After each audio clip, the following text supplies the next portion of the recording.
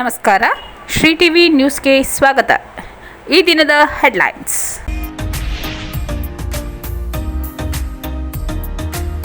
ಜಿಲ್ಲಾಧಿಕಾರಿ ವರ್ಗಾವಣೆ ಖಂಡಿಸಿ ಚಾಮರಾಜನಗರ ಬಂದ್ಗೆ ಕರೆ. ಪತ್ರಿಕೆಗಳು ಜನರಿಗೆ ಉತ್ತಮ ಸಂದೇಶ ನೀಡುತ್ತದೆ. ಶಾಸಕರಾದ ಸಿ ಪುಟ್ಟರಂಗಶೆಟ್ಟಿ. ಡಾಕ್ಟರ್ ಬಾಬು ಜಗಜೀವನ್ ರಾಮ್ ಪ್ರತಿಮೆ ನಿರ್ಮಿಸುವಂತೆ ಸಿಎಂಗೆ ಮಾದಿಗ ಸಂಘಟನೆಗಳಿಂದ ಮನವಿ. ಕರ್ನಾಟಕ ಕನ್ನಡ ರಕ್ಷಣಾ ವೇದಿಕೆ ವತಿಯಿಂದ ನೂತನ ಕ್ಯಾಲೆಂಡರ್ ಬಿಡುಗಡೆ.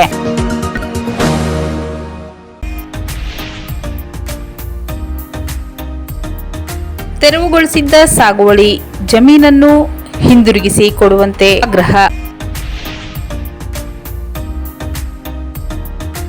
ಮಾರಾಟಕ್ಕೆ ಕಡಿವಾಣ ಹಾಕುವಲ್ಲಿ ರಾಜ್ಯ ಸರ್ಕಾರ ವಿಫಲವಾಗಿದೆ. ಚಾರಂ ಶ್ರೀನಿವಾಸ್ ಗೌಡ.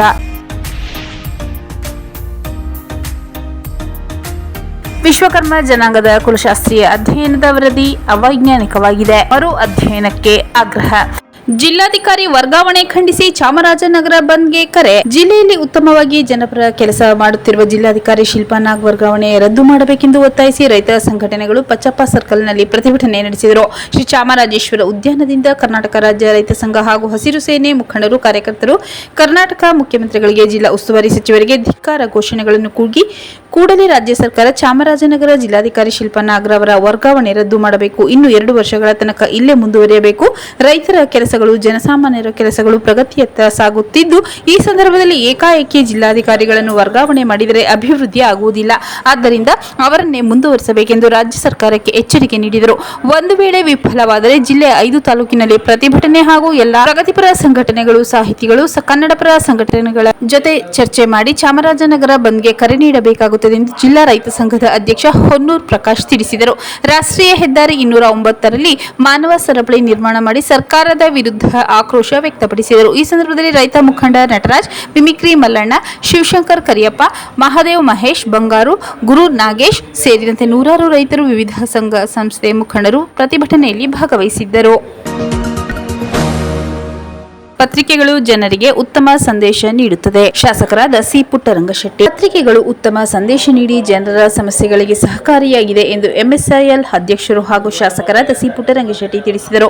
ನಗರದ ಪ್ರವಾಸಿ ಮಂದಿರದಲ್ಲಿ ಸ್ವಯಂ ಪ್ರೇರಣೆ ಪತ್ರಿಕೆಯನ್ನು ಉದ್ಘಾಟಿಸಿ ಮಾತನಾಡಿದ ಅವರು, ಪತ್ರಿಕೆಗಳಲ್ಲಿ ಇತರರ ಬಗ್ಗೆ ಬರೆದು ತೇಜೋವಧೆ ಮಾಡಬಾರದು. ಇದರಿಂದ ಅವರಿಗೆ ತುಂಬಾ ತೊಂದರೆಯಾಗುತ್ತದೆ. ಪತ್ರಿಕೆಯಲ್ಲಿ ಪ್ರಾಮಾಣಿಕತೆ ಇರಬೇಕು. ಸಂವಿಧಾನದಲ್ಲಿ ಎಲ್ಲರ ಹಿತ ಕಾಯುವಂತಹ ಹಕ್ಕುಗಳಿವೆ. ಆದ್ದರಿಂದ ಪತ್ರಿಕೆಯ ಸುದ್ದಿಗಳು ಮೌಲ್ಯ ಹೊಂದಿರಬೇಕು. ಇತ್ತೀಚಿನ ದಿನಗಳಲ್ಲಿ ಪತ್ರಿಕೆಗಳನ್ನು ನಡೆಸುವುದೇ ತುಂಬಾ ಕಷ್ಟ ಇದೆ.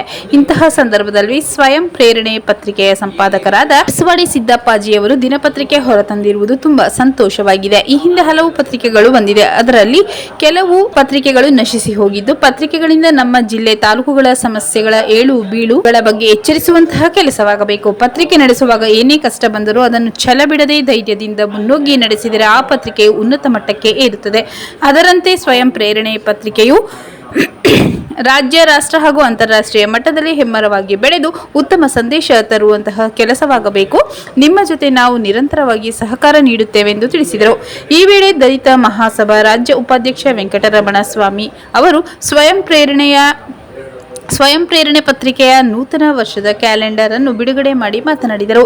ಈ ಸಂದರ್ಭದಲ್ಲಿ ನಗರಸಭಾ ಮಾಜಿ ಅಧ್ಯಕ್ಷೆ ಚಿನ್ನಮ್ಮ, ಮಾಜಿ ಸದಸ್ಯ ಮಹದೇವ್ ಸೋಮವಾರಪೇಟೆ, ಪಿಡಬ್ಲ್ಯೂಡಿ ಗುತ್ತಿಗೆದಾರರಾದ H Nagaraj, Jayachamaraja, EV Motors ಮಾಲೀಕ ಸುರೇಶ್ ಗೌಡ, ಕಾರ್ಯನಿರತ ಪತ್ರಕರ್ತರ ಸಂಘದ ಜಿಲ್ಲಾಧ್ಯಕ್ಷ ಸಿದ್ಲಿಂಗ್ ಸ್ವಾಮಿ, ಪ್ರಧಾನ ಕಾರ್ಯದರ್ಶಿ ಪ್ರಸಾದ್ ಲಕ್ಕೂರ್, ಸ್ವಯಂ ಪ್ರೇರಣೆ ಪತ್ರಿಕೆ ಸಂಪಾದಕ ಇರ್ಸ್ವಾಡಿ ಸಿದ್ದಪ್ಪಾಜಿ, ಡಿಎಸ್ಎಸ್ನ ಜಿಲ್ಲಾ ಸಂಚಾಲಕ ಸಿಎಂ ಶಿವಣ್ಣ, ಪ್ರಾಧ್ಯಾಪಕ ಬಸವಣ್ಣ ಮುಕ್ಕಹಳ್ಳಿ, ನಗರಸಭಾ ನಾಮನಿರ್ದೇಶಿತ ಸದಸ್ಯ ಸ್ವಾಮಿ, ಪತ್ರಕರ್ತರು ಹಾಗೂ ವಿವಿಧ ಸಂಘಟನೆಯ ಮುಖಂಡರು, ಗ್ರಾಮಸ್ಥರು ಸೇರಿದಂತೆ ಇತರರು ಹಾಜರಿದ್ದರು.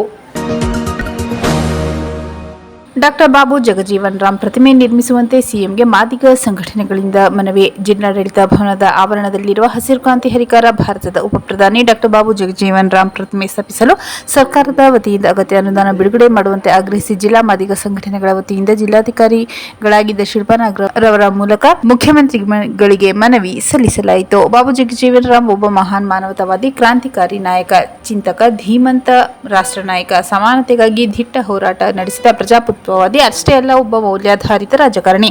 ದೀರ್ಘಕಾಲ ಸಂಸತ್ ಸದಸ್ಯರಾಗಿ, ಉಪ ಪ್ರಧಾನಿ, ಕೇಂದ್ರ ಸಚಿವ ಸಂಪುಟದ ಮಂತ್ರಿಗಳಾಗಿ ಹಿಂದುಳಿದ, ದಲಿತ ಹಾಗೂ ಕಾರ್ಮಿಕ ಸಮುದಾಯದ ಭರವಸೆಯ ಬೆಳಕಾಗಿದ್ದರು. ಈಗಾಗಲೇ ಚಾಮರಾಜನಗರ ಜಿಲ್ಲಾಡಳಿತ ಭವನದ ಆವರಣದಲ್ಲಿ ಡಾಕ್ಟರ್ BR ಅಂಬೇಡ್ಕರ್ ವಿಶ್ವಗುರು ಬಸವಣ್ಣನವರ ಪುತ್ಥಳಿ ನಿರ್ಮಿಸಲಾಗಿದೆ. ಇದೇ ಆವರಣದಲ್ಲಿ ಭಗೀರಥ ಮಹರ್ಷಿ, ವಾಲ್ಮೀಕಿ, ಭಕ್ತ ಕನಕದಾಸ ಪ್ರತಿಮೆ ನಿರ್ಮಿಸಲು ಈಗಾಗಲೇ ಗುದ್ದಲಿ ಪೂಜೆ ನೆರವೇರಿಸಿ ಕಾಮಗಾರಿ ಪ್ರಗತಿ ಹಂತದಲ್ಲಿದೆ. ಜಿಲ್ಲಾ ಉಸ್ತುವಾರಿ ಸಚಿವರು, ಸಂಸದರು ಹಾಗೂ ಜಿಲ್ಲೆಯ 4 ವಿಧಾನಸಭಾ ಕ್ಷೇತ್ರಗಳ ಶಾಸಕರು ಸಿಎಂ ಅವರ ಗಮನಕ್ಕೆ ಸೂಕ್ತ ಅನುದಾನ ಮಂಜೂರು ಮಾಡಿಸುವ ಮೂಲಕ ಬಾಬೂಜಿ ಪುತ್ಥಳಿ ನಿರ್ಮಿಸಲು ಕ್ರಮ ವಹಿಸಬೇಕೆಂದು ಮನವಿಯಲ್ಲಿ ಒತ್ತಾಯಿಸಲಾಯಿತು. ಈ ಸಂದರ್ಭದಲ್ಲಿ ಬಸವನಪುರ ರಾಜಶೇಖರ್, ಅರ್ಕಲವಾಡಿ ಜವರಯ್ಯ, HM ನಾಗರಾಜ್, ಹಸಗೂಲಿ ಸಿದ್ದಯ್ಯ, ಶಿವಕುಮಾರ್, ರಾಮಸುಂದರ, ಮಲ್ಲಮ್ಮ ಹುಂಡಿ, ಚನ್ನಬಸವಯ್ಯ, ಶಿವಕುಮಾರ್, RN ಶಿವಣ್ಣ, ಮೂಡಹಳ್ಳಿ ಮೂರ್ತಿ, ಕೆಸ್ತೂರು ಮರಪ್ಪ, ಬೆಳ್ಳಿಯಪ್ಪ, ನಾಗಮಲ್ಲು, ದ್ವಾರಕಿ ಬಸವರಾಜು, ಮೂಡಹಳ್ಳಿ ಶಂಕರ್, ರಾಮಸಮುದ್ರ ಶಿವಕುಮಾರ್, ಮರಿಸ್ವಾಮಿ, ಬದನಗುಪ್ಪೆ ರಂಗಸ್ವಾಮಿ, ಚಿಕ್ಕಕೆಂಪಹುಂಡಿ ಸುಂದರ್, ದೇವರಾಜ್, ಲಿಂಗರಾಜ್, ಸಿದ್ದರ್ ಸೇರಿದಂತೆ ಇತರರು ಭಾಗವಹಿಸಿದ್ದರು.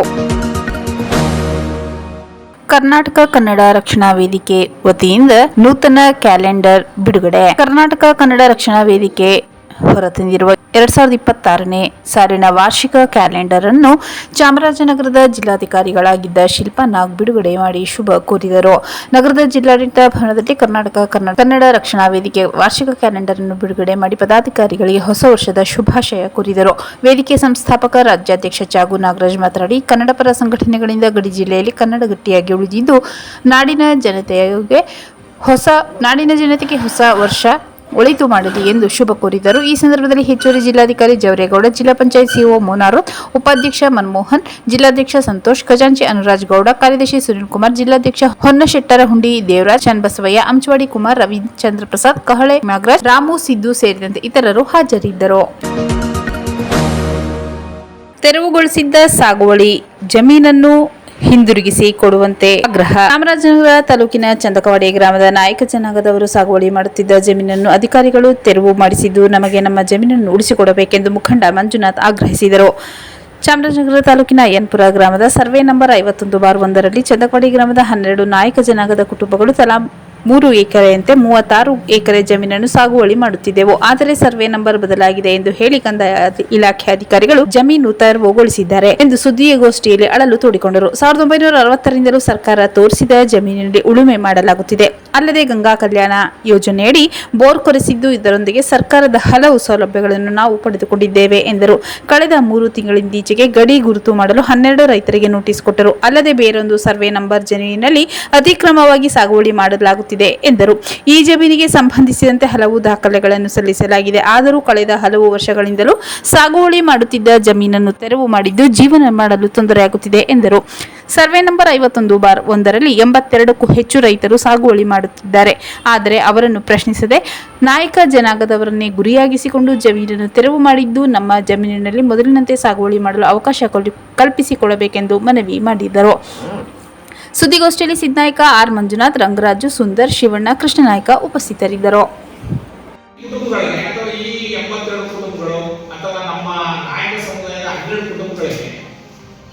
ಅಧಿಕೃತವಾಗಿ 62-63ನೇ ಸಾಲಿನಲ್ಲಿ 12 ಕುಟುಂಬಗಳಿಗೆ 3 ಎಕರೆಯಂತೆ 36 ಎಕರೆ ಜಮೀನನ್ನ ಸಾಗುವಳಿಗೆ ಮಂಜೂರು ಮಾಡಿಕೊಡ್ತಾರೆ ಸರ್.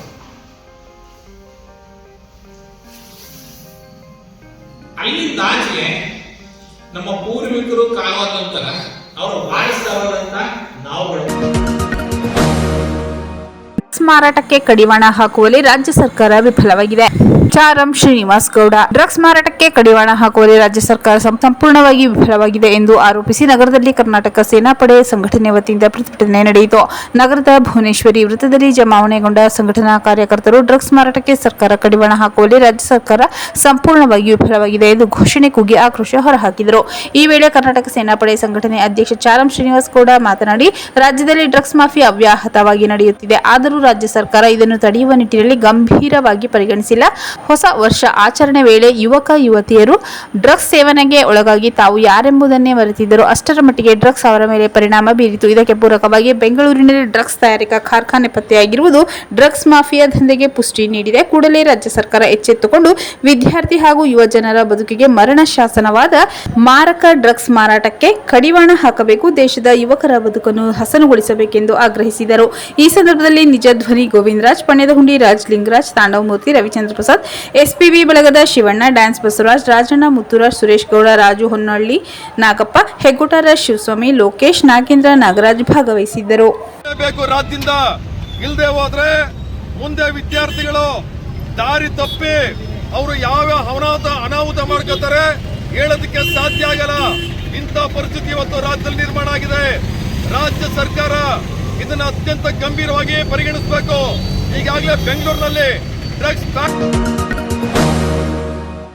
ವಿಶ್ವಕರ್ಮ ಜನಾಂಗದ ಕುಲಶಾಸ್ತ್ರೀಯ ಅಧ್ಯಯನದ ವರದಿ ಅವೈಜ್ಞಾನಿಕವಾಗಿದೆ. ಮರು ಅಧ್ಯಯನಕ್ಕೆ ಆಗ್ರಹ. ಸರ್ಕಾರಕ್ಕೆ ವಿಶ್ವಕರ್ಮ ಜನಾಂಗದ ಕುಲಶಾಸ್ತ್ರೀಯ ಅಧ್ಯಯನದ ವರದಿಯು ಅವೈಜ್ಞಾನಿಕವಾಗಿದ್ದು ಮರು ಅಧ್ಯಯನ ಮಾಡಬೇಕೆಂದು ವಿಶ್ವಕರ್ಮದ ಜನಾಂಗದ ಮುಖಂಡರಾದ ಸೌಭಾಗ್ಯ ಆಗ್ರಹಿಸಿದರು. ಮೈಸೂರು ವಿವಿ ಪ್ರಾಧ್ಯಾಪಕ ಡಾಕ್ಟರ್ ಡಿಸಿ ನಂಜುಂಡಪ್ಪ ಹಾಗೂ ತಂಡವು ರಾಜ್ಯದ ಕೆಲ ಜಿಲ್ಲೆಗಳಿಗೆ ಮಾತ್ರ ಭೇಟಿ ನೀಡಿದ್ದು ಇನ್ನೂ ಅನೇಕ ಜಿಲ್ಲೆಗಳಿಗೆ ಭೇಟಿ ನೀಡಿಲ್ಲ, ಜೊತೆಗೆ ಜನಾಂಗದ ಮುಖಂಡರನ್ನು ಸಂಪರ್ಕ ಮಾಡಿಲ್ಲ ಎಂದು ಸುದ್ದಿಗೋಷ್ಠಿಯಲ್ಲಿ ದೂರಿದರು. ಡಾಕ್ಟರ್ ಡಿಸಿ ನಂಜುಂಡಪ್ಪ ಹಾಗೂ ತಂಡ ಯಾವುದೇ ಪೂರ್ವ ಸಿದ್ಧತೆ ಮಾಡಿಕೊಳ್ಳದೆ ಪ್ರಚಾರ ಮಾಡದೆ ಕಾಟಾಚಾರಕ್ಕೆ ಬೆರಳೆಣಿಕೆಯಷ್ಟು ಸಮಾಜದವರನ್ನು ಸೇರಿಸಿಕೊಂಡು 900 ಪುಟಗಳ ಅಧ್ಯಯನ ವರದಿ ತಯಾರಿಸಿ ಸರ್ಕಾರಕ್ಕೆ ಸಲ್ಲಿಸಿದ್ದು ಯಾವುದೋ ಕಾಣದ ಕೈಗಳ ಒತ್ತಡಕ್ಕೆ ಮಣಿದು ಸರ್ಕಾರದ ಹಣ ಪೋಲು ಮಾಡಿ ವರದಿ ತಯಾರಿಸಿದ್ದು ಜನಾಂಗವು ಈ ವರದಿಯನ್ನು ತಿರಸ್ಕರಿಸುತ್ತದೆ ಎಂದರು. ರಾಜ್ಯದಲ್ಲಿ ವಿಶ್ವಕರ್ಮ ಜನಾಂಗವು 41 ಲಕ್ಷಕ್ಕೂ ಅಧಿಕ ಜನಸಂಖ್ಯೆಯನ್ನು ಹೊಂದಿದ್ದು ನಂಜುಂಡಪ್ಪ ಸಲ್ಲಿಸಿರುವ ವರದಿ ಜನಾಂಗದ ಅಭಿವೃದ್ಧಿಗೆ ಮಾರಕವಾಗಿದ್ದು ಮರು ಅಧ್ಯಯನ ನಡೆಸುವ ಮೂಲಕ ಜನಾಂಗವನ್ನು ಎಸ್ಟಿ ಮೀಸಲಾತಿಯಲ್ಲಿ ಸೇರ್ಪಡೆ ಮಾಡಬೇಕೆಂದು ಒತ್ತಾಯಿಸಿದರು. ವಿಶ್ವಕರ್ಮ ಜನಾಂಗ ಅತ್ಯಂತ ಹಿಂದುಳಿದ ಸಮಾಜವಾಗಿದ್ದು ಕುಲಕಸಬು ನಶಿಸಿ ಹೋಗುತ್ತಿದೆ. ಜನಾಂಗವು ಎಸ್ಟಿ ಮೀಸಲಾತಿ ಪಡೆಯಲು ಎಲ್ಲ ಅರ್ಹತೆ ಹೊಂದಿದ್ದು ಜನಾಂಗವನ್ನು ಪರಿಶಿಷ್ಟ ಪಂಗಡಕ್ಕೆ ಸೇರಿಸಲು ಕ್ರಮ ವಹಿಸಬೇಕೆಂದರು. ಸುದ್ದಿಗೋಷ್ಠಿಯಲ್ಲಿ ಜನಾಂಗದ ಸಿದ್ದಪ್ಪಾಜಿ, ಮಂಜುನಾಥ್, ಭಾಗ್ಯ, ನಾಗೇಂದ್ರ, ಜಗದೀಶ್ ಹಾಜರಿದ್ದರು.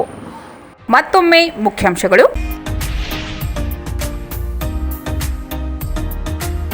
ಜಿಲ್ಲಾಧಿಕಾರಿ ವರ್ಗಾವಣೆ ಖಂಡಿಸಿ ಚಾಮರಾಜನಗರ ಬಂದ್ಗೆ ಕರೆ.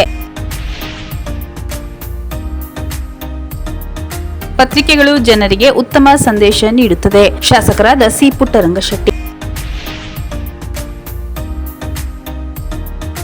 ಡಾಕ್ಟರ್ ಬಾಬು ಜಗಜೀವನ್ ರಾಮ್ ಪ್ರತಿಮೆ ನಿರ್ಮಿಸುವಂತೆ ಸಿಎಂಗೆ ಮಾದಿಗ ಸಂಘಟನೆಗಳಿಂದ ಮನವಿ.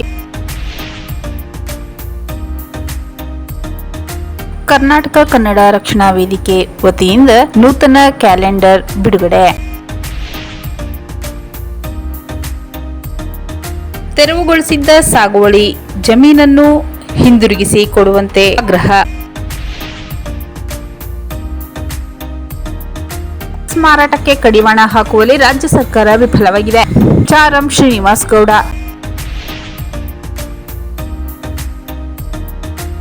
ವಿಶ್ವಕರ್ಮ ಜನಾಂಗದ ಕುಲಶಾಸ್ತ್ರೀಯ ಅಧ್ಯಯನದ ವರದಿ ಅವೈಜ್ಞಾನಿಕವಾಗಿದೆ. ಮರು ಅಧ್ಯಯನಕ್ಕೆ ಆಗ್ರಹ.